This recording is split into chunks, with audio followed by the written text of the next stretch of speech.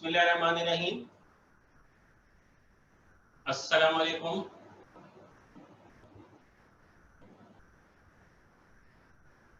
कल हमने Gauss's law की थर्ड एप्लीकेशन का पहला हिस्सा किया था,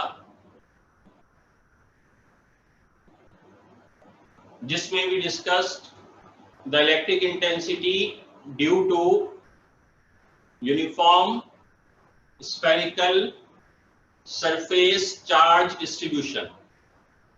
यानी कि we have a sphere on which charges are uniformly distributed, और उस स्फीयर से करीब एक पॉइंट, उस स्फीयर के बाहर एक point, for example point x पर हमने इंटेंसिटी की इक्वेशन हासिल की E is equal to KQ upon R square, या K की वैल्यू प्लेस कर दें तो E is equal to 1 upon 4 pi epsilon naught Q upon R square। जरा इस इक्वेशन का मतलब सही से अपने दिमाग में बिठा लें, गौर से समझें इसको। This is the equation for what?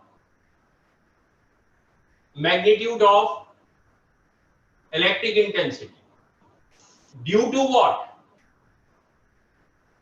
Due to charges distributed uniformly on a sphere. यानी कि ये एक स्फीयर पे मौजूद चार्जेस की वजह से उस स्फीयर के करीब किसी पॉइंट पर इंटेंसिटी की वैल्यू बताती है ये इक्वेशन। यानी अकेला चार्ज नहीं है, आइसोलेटेड चार्ज नहीं है सिंगल, बल्कि स्फेरिकल शेप में चार्जेस हैं, और वो चार्जेस के करीब एक पॉइंट है, उस पॉइंट पर इंटेंसिटी चाहिए है। तो ये इक्वेशन आपको हेल्प करेगी, और इस इक्वेशन के मुताबिक उस स्फीयर के करीब एक पॉइंट पर इंटेंसिटी की वैल्यू दो चीजों पे डिपेंड करेगी, एक है Q और दूसरा है R square, where Q is the magnitude of charges distributed uniformly on the sphere. यानी कि वो जो नेट चार्ज है, जो सोर्स चार्ज है, लेकिन नेट सोर्स चार्ज है, अकेला चार्ज नहीं है। और दूसरे R, where R is what? R क्या है? Distance of the point from the sphere, yes or no? Distance of the point from the sphere, yes or no? No. Good. Distance of the point from the source charge, yes or no? No, क्योंकि source charge is on the sphere. Distance of the point from the center of the sphere, yes or no? Yes. So R क्या है? R is the distance of the point, not from the sphere, not from the source charge, but distance of the point from the center of the sphere। सही? ये दो बातें हमारी समझ आ गई। अब आगे सुनिए, इसका मतलब क्या है? इसका मतलब ये है, फर्ज कीजिए कि इस स्फीयर को थोड़ा छोटा कर दें, चार्जेस उतने ही रहने दें, Q सेम है, स्फीयर छोटा हो गया। अगर इस स्फीयर को छोटा कर दें तो Q चेंज हो गया या सेम है? सेम है। What about R? अगर स्फीयर को छोटा कर दें तो R चेंज हो गया या सेम है? अब अगर हम इसको स्फीयर को छोटा कर दें तो R चेंज हो गया या सेम है? कुछ लोग कह रहे हैं चेंज हो गया, कोई चेंज हो गया वाले हैं भी? क्यों चेंज हो गया? R अगर स्फीयर छोटा हो गया, सेंटर वही है, x वही है, लिहाजा R की वैल्यू चेंज नहीं होगी। स्फीयर छोटा कर दें या स्फीयर बड़ा कर दें, दोनों सूरतों में distance of the point from the centre of the sphere remains the same, और दोनों सूरतों में Q की वैल्यू रिमेन्स द सेम, लिहाजा E की वैल्यू रिमेन्स द सेम। तो इंटेंसिटी डिपेंड करती है distance of the point from the centre of the sphere पर, और इंटेंसिटी डिपेंड्स करती है charges distributed on the sphere पर, स्फीयर के साइज पर डिपेंड नहीं करती इंटेंसिटी। ठीक, अब आप इस इक्वेशन को दोबारा गौर से देखें। ये इक्वेशन पहले भी हमने कहीं पढ़ी है, पहले भी ये इक्वेशन हम पहले खुद ड्राइव कर चुके हैं। ठीक है, सिर्फ फर्क ये था कि वहां स्मॉल क्यू नहीं था, कैपिटल क्यू था, लेकिन मतलब वहां भी सोर्स चार्ज था, यहां भी सोर्स चार्ज है। तो पहले भी एग्जैक्टली सेम इक्वेशन पढ़ चुके हैं। अब जरा उस इक्वेशन में और इस इक्वेशन में उस सिचुएशन को और इस सिचुएशन को कंपेयर करें। वहां भी इंटेंसिटी थी एट अ पॉइंट, यहां भी इंटेंसिटी है एट अ पॉइंट, वहां भी सोर्स चार्ज था, यहां भी सोर्स चार्ज है, लेकिन वहां जो सोर्स चार्ज था वो आइसोलेटेड चार्ज था, अकेला एक पॉइंट पर, और यहां जो है in the form of a sphere है, नेट चार्ज मौजूद है। यहां सोर्स चार्ज नेट चार्ज की शक्ल में है, सिंगल आइसोलेटेड चार्ज नहीं है। और दूसरा फर्क, वहां भी आर स्क्वायर था, यहां भी आर स्क्वायर है, लेकिन that R was the distance of the point from the source charge, distance of the point from the source charge, and this r is the distance of the point not from the source charge but from the center of sphere। तो दोनों में ये फर्क हो गए। वो equation थी isolated charge की इंटेंसिटी के लिए, और उस इक्वेशन में नेट चार्ज नहीं था, सिंगल आइसोलेटेड चार्ज था, और r was the distance of the point from the source charge। इस इक्वेशन में क्या फर्क है कि नेट चार्ज है and r is the distance of the point from the center of the sphere। ठीक, तीसरी बात समझिए, ये सब समझने के कॉन्सेप्ट है, लिखने का कुछ नहीं है इसमें, असल बात है समझने की। तीसरी बात समझिए, फर्ज कीजिए हम इस स्फीयर को छोटा कर देते हैं, चार्जेस करीब करीब आ जाएंगे, रहेंगे उतने ही, तो इंटेंसिटी बढ़ गई कम हो गई सेम रही, इंटेंसिटी बढ़ गई कम हो गई सेम रही। स्फीयर को छोटा कर दिया, सेम है, और छोटा कर रहे हैं, स्फीयर को छोटा कर रहे हैं और कुछ नहीं कर रहे, चार्जेस उतने ही है, चार्जेस सेम है, आर सेम है, यानी distance of the point from the centre of the sphere same है, सिर्फ स्फीयर को छोटा कर रहे हैं, चार्जेस की का नेट चार्ज चेंज नहीं कर रहे, तो चार्जेस सेम है, बढ़ गए कम हो गए या सेम है, ठीक है सेम है, इंटेंसिटी बढ़ गई कम हो गई या सेम है, सेम है, गुड। तो स्फीयर को छोटा किया, इंटेंसिटी सेम है, स्फीयर को और छोटा किया, इंटेंसिटी सेम है, स्फीयर को और छोटा किया, इंटेंसिटी सेम है, स्फीयर को इतना छोटा कर दिया कि सारे चार्जेस सेंटर पर आ गए, तो इंटेंसिटी सेम है, एक्सीलेंट। तो जब स्फीयर को इतना छोटा कर देंगे कि सारे चार्जेस सेंटर पे आ जाएंगे, तो फिर ये वही सिचुएशन बन जाएगी जो पहले पढ़ के आए थे, जिसमें सिंगल पॉइंट पर आइसोलेटेड चार्ज है, जब सारे चार्जेस पॉइंट पर आ गए तो सिंगल आइसोलेटेड चार्ज हो गया, तो अगर सारे चार्जेस पॉइंट एक पॉइंट पर आ गए यानी सेंटर पर आ गए, तो ये एग्जैक्ट वही सिचुएशन बन जाएगी जो पहले थी, और हमारी इक्वेशन फिर भी वैसे ही वैलिड रहेगी। We will still have the intensity by the formula E is equal to kq upon r square। समझ आई बात? तो आखिरी सेंटेंस जो मैंने कहा था कल लिखेंगे, वो अब लिखिए,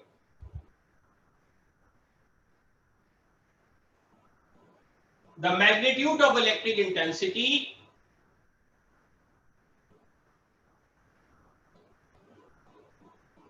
due to charges distributed uniformly on a sphere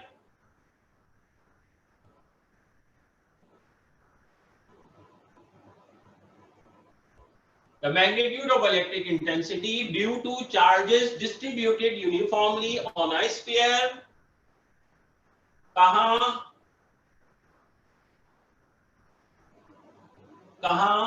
at a point outside the sphere, at a point outside the sphere remains same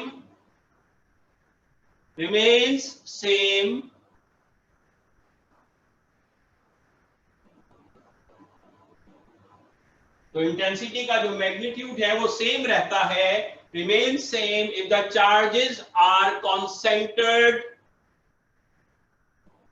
if the charges are concentrated at the center of sphere, remains same if the charges are concentrated at the center of sphere।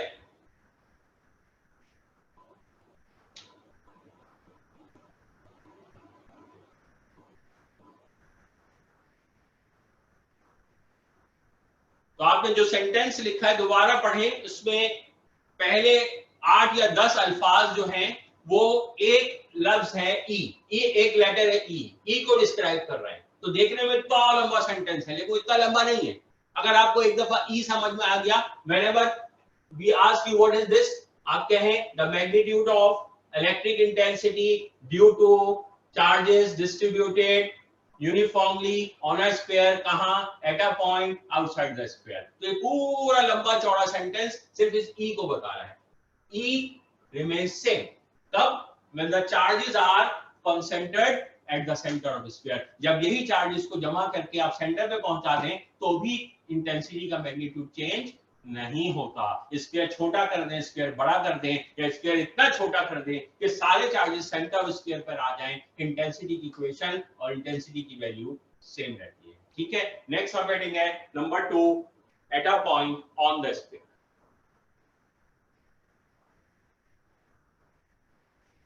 at a point on the sphere।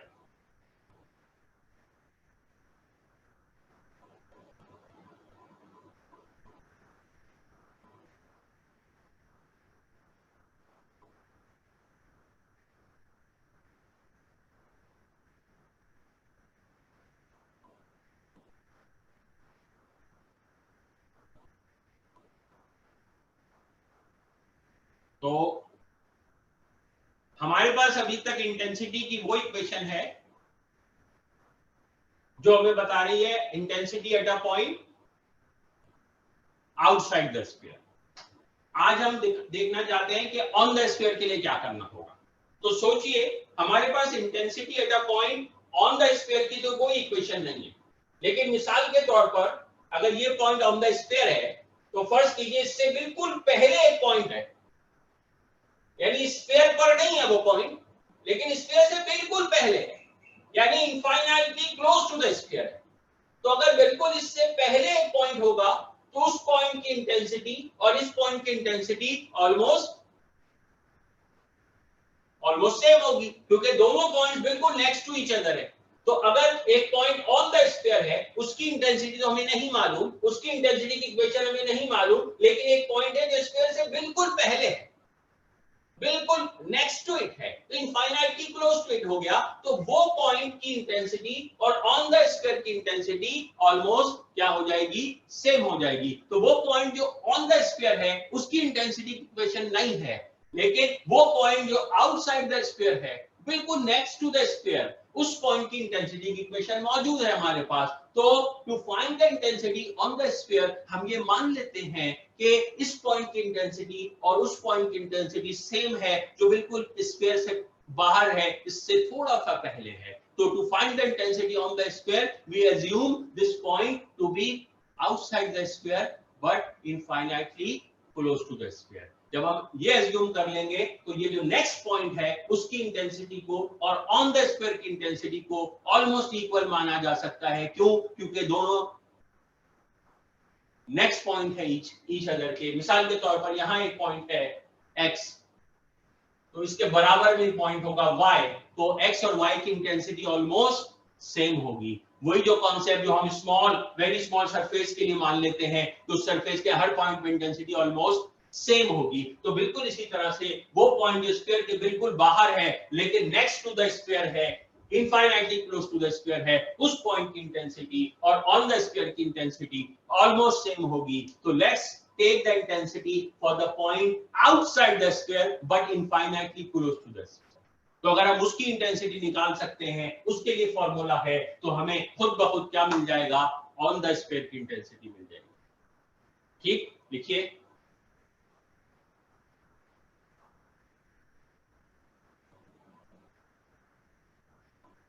to calculate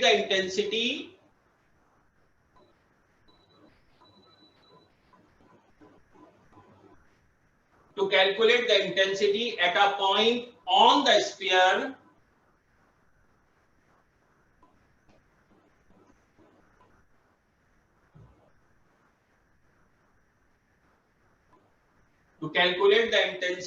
point on the sphere we consider the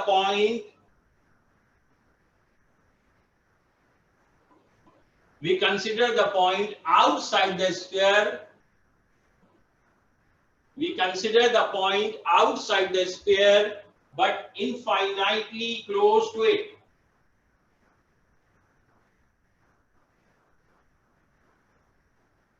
We consider the point outside the sphere but infinitely close to it.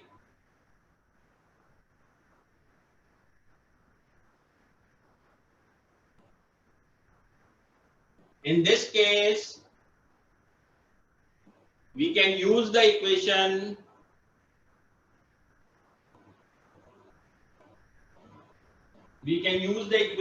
for electric intensity at a point outside the sphere.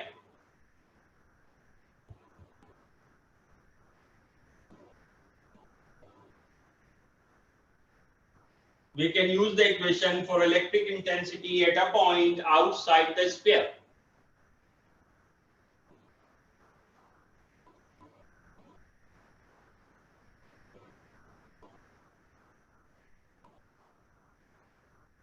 That is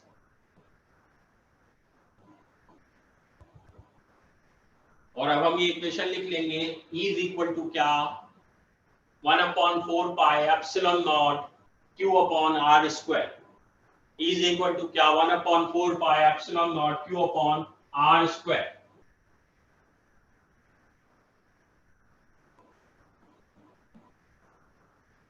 यहां दोबारा बताना चाहेंगे कि R क्या है, where R is distance of the point from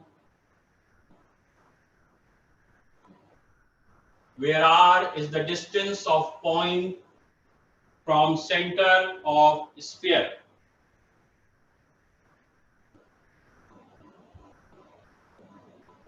R is distance of the point from center of sphere.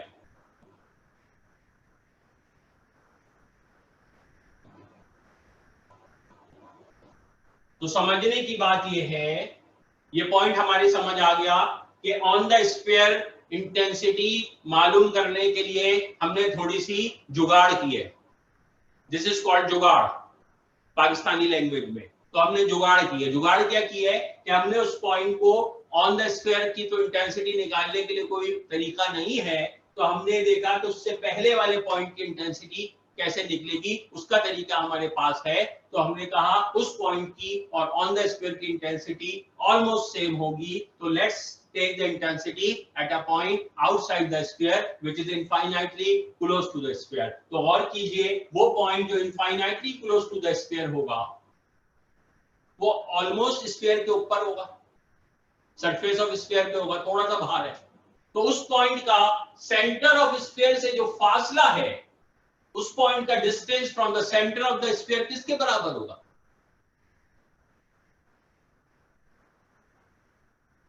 उस point का centre of sphere से फासला किसके बराबर होगा? Almost equal to radius of the sphere.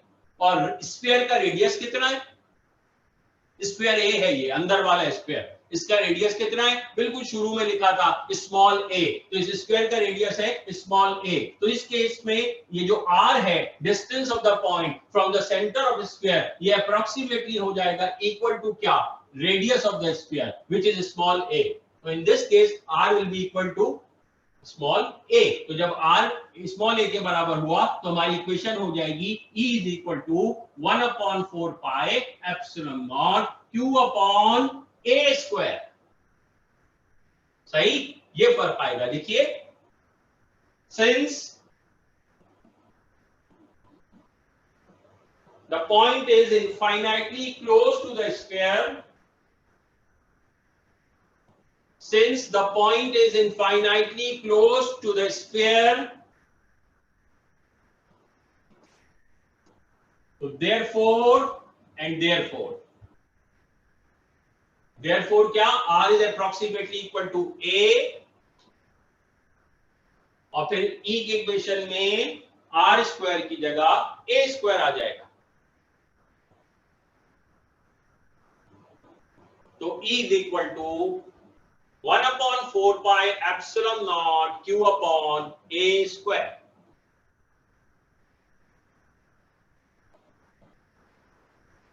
सही. if sigma is surface density of charge on the sphere, if sigma is surface density of charge on the sphere, तो अगर इस स्फीयर पर चार्ज डेंसिटी सिग्मा है,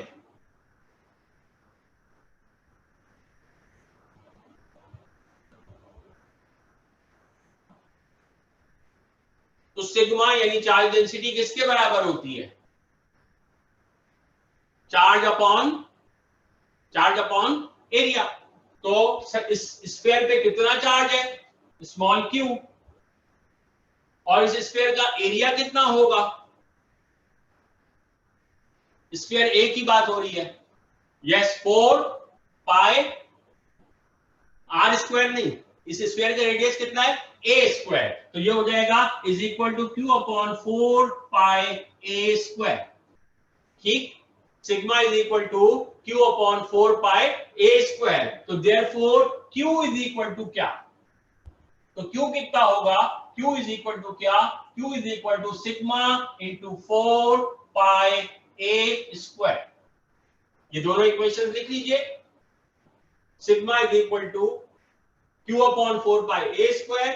तो Q किसके बराबर होगा?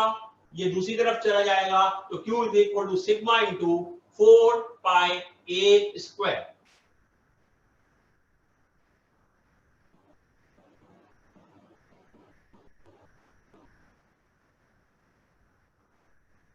ये क्यू हमने क्यों निकाला है? कहां प्लेस करना चाहिए इसको? ई की इक्वेशन में। तो ये जो वैल्यू है अब हम ई की इक्वेशन में प्लेस करने जा रहे हैं। तो देखिए क्या होने वाला है। तो E is equal to 1 upon 4 pi epsilon naught, ऊपर था Q, नीचे था A स्क्वायर। तो Q की जगह आ गया क्या? Sigma into 4 pi A square. सही लिखा है मैंने? कुछ कैंसिल हो रहा है क्या? 4 पाई कैंसिल हो जाएगा। गुड। तो 4 पाई कैंसिल हो जाएगा। कुछ और भी कैंसिल हो रहा है? ए स्क्वायर भी कैंसिल हो रहा है, ए स्क्वायर भी कैंसिल हो जाएगा। तो बाकी बचेगा जनाब E is equal to sigma upon epsilon naught. E is equal to sigma upon epsilon naught. तो ऑन द स्फीयर इंटेंसिटी निकालने के लिए, ऑन द स्फीयर इंटेंसिटी निकालने के लिए आपको सिर्फ एक चीज चाहिए, और वो क्या चाहिए? वो चाहिए स्फीयर की चार्ज डेंसिटी। स्क्वायर पे चार्ज डेंसिटी कितनी है अगर वो मालूम है तो इंटेंसिटी ऑन द स्क्वायर मालूम हो जाएगी। सही, ये क्वेश्चन ब्लॉक कर लीजिए। ये हमारा सेकंड पार्ट हो गया। आसान था? ओके, थर्ड पार्ट क्या होगी हेडिंग? अच्छा, जरतशिया कुछ पूछना चाह रही sir.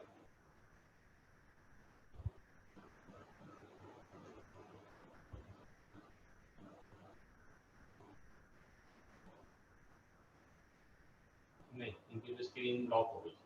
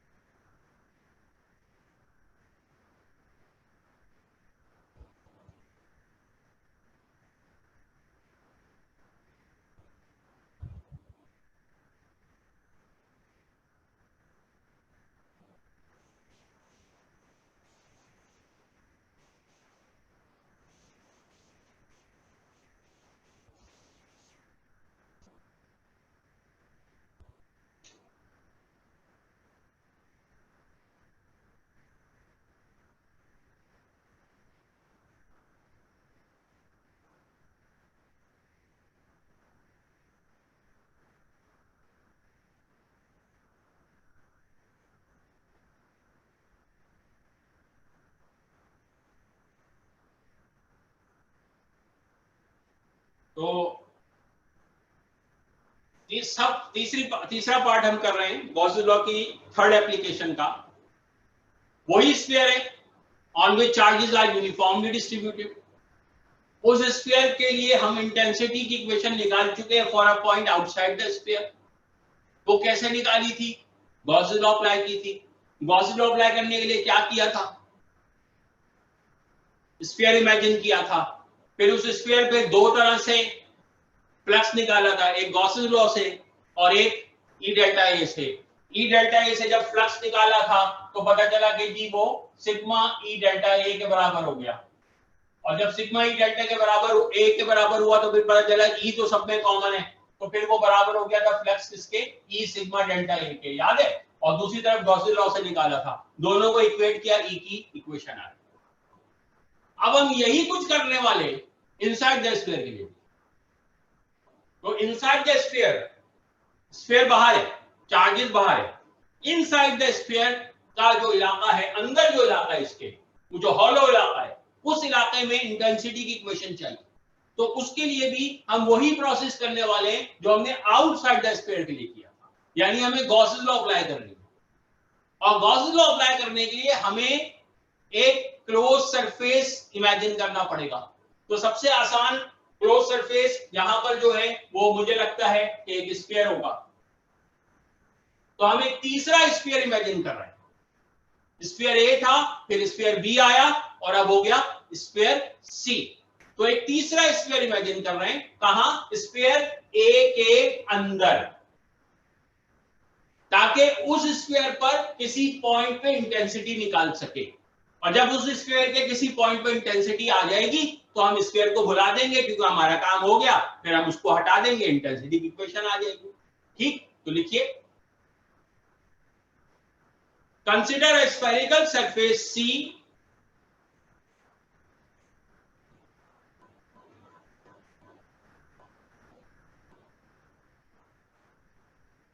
consider a spherical surface C inside the sphere A.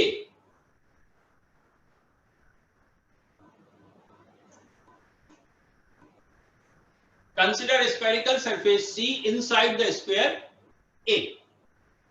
अब इस पे पहले मैं E डेल्टा A वाला फ्लक्स निकालना चाहता हूं। तो अब आप इतने ट्रेंड हो गए हैं कि मुझे लगता है कि हमें पूरा प्रोसेस दोबारा करने की जरूरत नहीं है।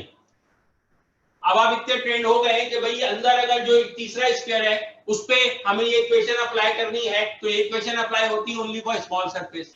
तो पहले हम उस स्फीयर के क्या करेंगे? छोटे छोटे टुकड़े, फिर हर टुकड़े पे निकालेंगे डॉट प्रोडक्ट, और वो डॉट प्रोडक्ट जो है वो आ जाएगा ई डेल्टा ए के बराबर। फिर उन सारे फ्लक्सेस को क्या कर लेंगे?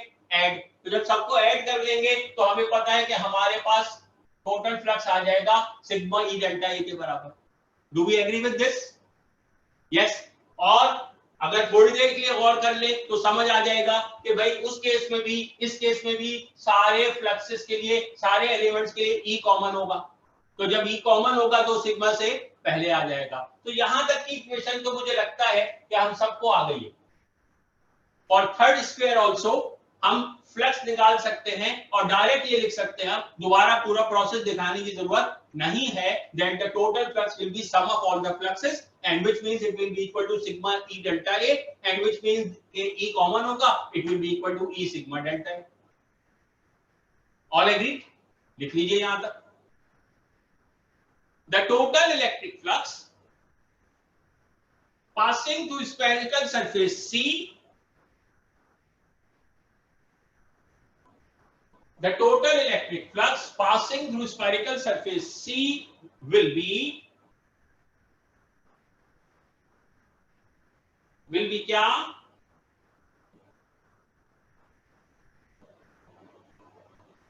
Equation phi E is equal to sigma E delta A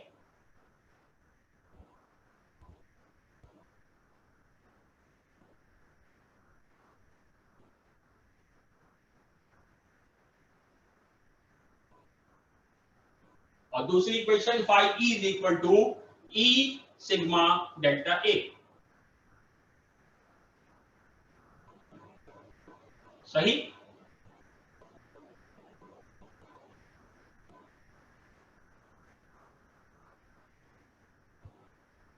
अब निकालते हैं गॉसेस लॉ वाला flux. The total electric flux passing through sphere C according to Gauss's law will be total electric flux passing through sphere C according to Gauss's law will be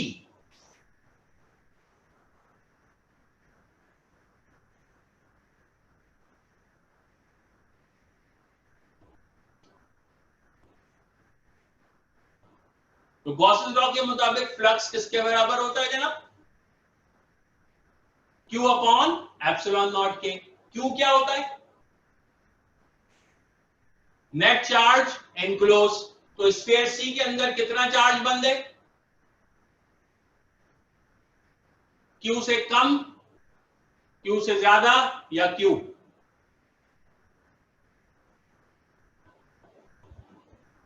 sphere C के अंदर कितना charge बंद है? Q से कम, Q से ज्यादा या Q?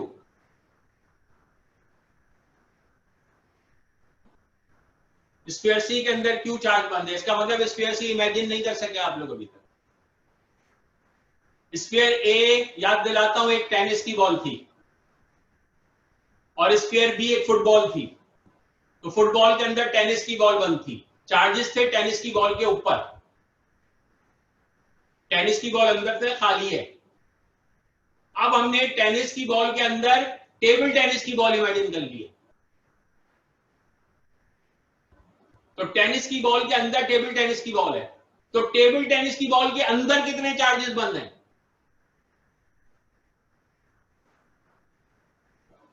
जितने टेनिस की बॉल पे बंद है, टेबल टेनिस की बॉल पे उससे कम होंगे ना। कितने कम होंगे? 0। अंदर टेबल टेनिस की बॉल है, जो अंदर वाला स्फीयर है उसके अंदर तो कोई चार्जेस ही नहीं है। चार्जेस तो बाहर वाली बॉल पर है, अंदर वाली बॉल के अंदर तो कुछ भी नहीं है। ठीक है, जो बाहर वाली बॉल थी जिसके ऊपर चार्जेस थे उसके अंदर का पूरा इलाका हॉलो है। उस हॉलो इलाके में आपने एक और बॉल इमेजिन की है, तो उस बॉल के अंदर नेट चार्ज कितना है? 0। उस बॉल के अंदर 0 चार्ज हुआ। लिहाजा समझ आया नहीं आया? जिनको समझ आ गया वो कहें यस, और जिनको नहीं आया गुड गुड गुड। चले, तो समझ आ गया। तो अब हम यहां पे क्या लिखेंगे जनाब? 0। तो phi E is equal to 0 upon epsilon. Phi E is equal to 0 upon epsilon naught. और आगे बताएंगे क्यों। Since charges enclosed by sphere C is 0, या since net charge enclosed by sphere C is 0, since net charge enclosed by sphere C is 0.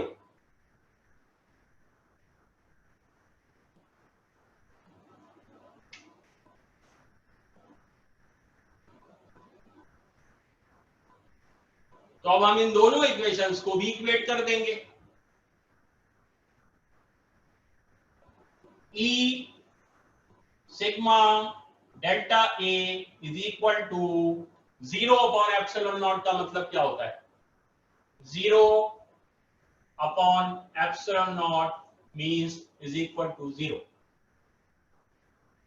सही। तो ये हो गया E sigma delta A is equal to 0। Sigma delta A multiply हो रहा है, वहां जाके होगा डिवाइड, और जब वहां जाके डिवाइड होगा तो फिर आंसर आ जाएगा E is equal to 0। E is equal to 0।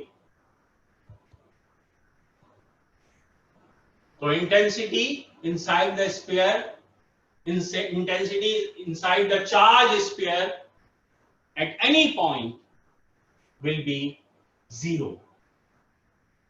Charge sphere के अंदर, स्फीयर A के अंदर किसी भी पॉइंट पर इंटेंसिटी का आंसर आएगा 0। That is what we have proven through the third application of Gauss's law. ठीक है, अब इसको थोड़ा सा दोबारा रीकैप कर लें। या समराइज कर लें कि हमने क्या लर्न किया। हमने ये लर्न किया कि if charges are distributed uniformly in the shape of a sphere, तो फिर इंटेंसिटी इन चार्जेस की वजह से जो इलेक्ट्रिक फील्ड जनरेट होती है, उस इलेक्ट्रिक फील्ड की इंटेंसिटी डिपेंड करती है उन चार्जेस के मैग्नीट्यूड पर और distance of the point from the centre of sphere पर। तो जैसे जैसे ये डिस्टेंस कम होता जाएगा, और से सुन रहे हैं, आज बड़ी जमाइयां आ रही है स्टूडेंट्स को, क्या बात है।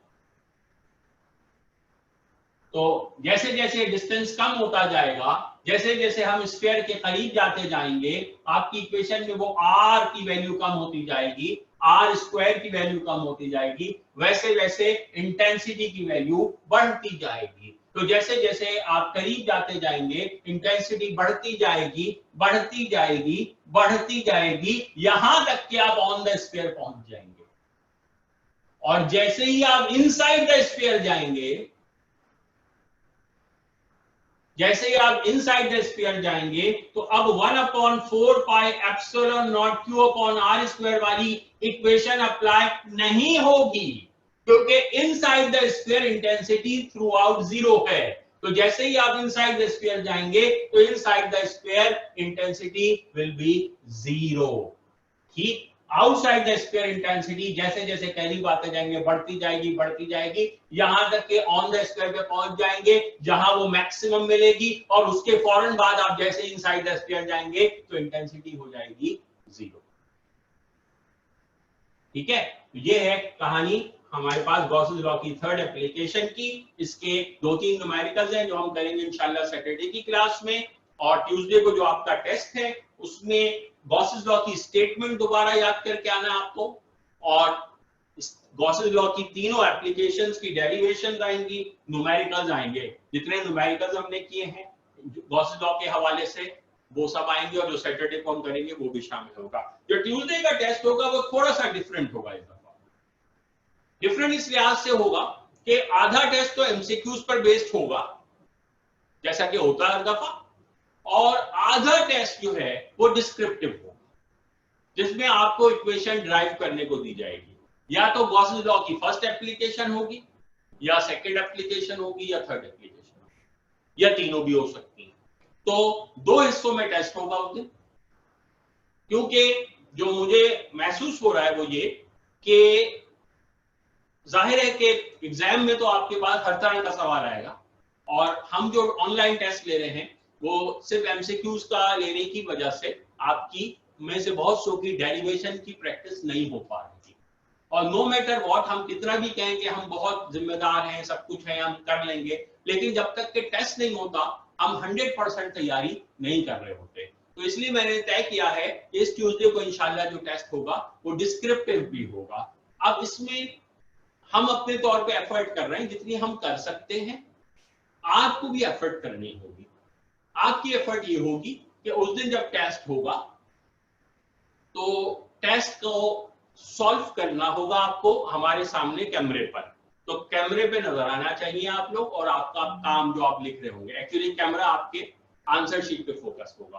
तो ये थोड़ा सा काम हम करेंगे, ये वजह नहीं है कि हम एतमाद नहीं करते, 100% करते हैं, लेकिन अगर हम ये ना करें तो आप में से 2, 4, 5, 10, 15 ऐसे होंगे जो थोड़ी बहुत डंडी मारेंगे, और डंडी मारने से हमारा कोई नुकसान नहीं, नुकसान अल्टीमेटली आपका ही होता है, लेकिन हम वो भी नहीं चाहते कि आप अपना नुकसान भी करें। तो इसलिए हम एक तो रिक्वायरमेंट ये होगी कि आप जो आंसर लिख रहे होंगे वो कैमरे पे हमें नजर आना चाहिए, नंबर 1। नंबर 2 ये कि हम एक लिमिटेड टाइम देंगे, और नंबर 3 ये कि उसके बाद आपको वो आंसर जो है उसकी फॉरन पिक्चर लेके विदिन 15 मिनट्स हमें भेजनी होगी व्हाट्सएप पर। तो ये तरीका होगा टेस्ट लेने का, और उसमें फिर हम उसको चेक करके आपको वापस भेजेंगे और आपको बताएंगे कि आपके कितने मार्क्स हैं उसमें, वो भी व्हाट्सएप पे आपको वापस मिल जाएगा। तो इसमें थोड़ा सा आपका ताउन, एक्स्ट्रा ताउन, और थोड़ा सा आपकी सीरियसनेस चाहिए। यानी कि अगर आप अपने मुस्तकबिल से सीरियस हैं तो हम ये उम्मीद करते हैं कि आप कोई अनफेयर मीन्स इस्तेमाल नहीं करेंगे। ठीक है, और करना कोई चाहे तो वो कैमरे लगा के भी अनफेयर मीन्स कर सकता है, कान में लगा लेगा, भाई से कहेगा बोलते रहना मैं लिखता रहूंगा, तो करने वाला तो कुछ भी कर सकता है, लेकिन आपको आपको चीटिंग की प्रैक्टिस नहीं करनी, क्योंकि आपका इम्तिहान चीटिंग का नहीं होगा, चीटिंग पे मार्क्स नहीं मिलेंगे। आपको कॉम्पिटेंस की प्रैक्टिस करनी है, अपने आप को माहिर बनाने की, एक्सपर्ट बनाने की प्रैक्टिस करनी है। जब चीटिंग के इम्तिहान के लिए जाएंगे तो चीटिंग की प्रैक्टिस करा देंगे आपको, लेकिन फिलहाल जो हम तैयारी कर रहे हैं इस साल वो एक्सपर्टीज की, कॉम्पिटेंस की तैयारी कर रहे हैं, तो इसलिए उसकी तैयारी करें। ठीक है, थैंक यू।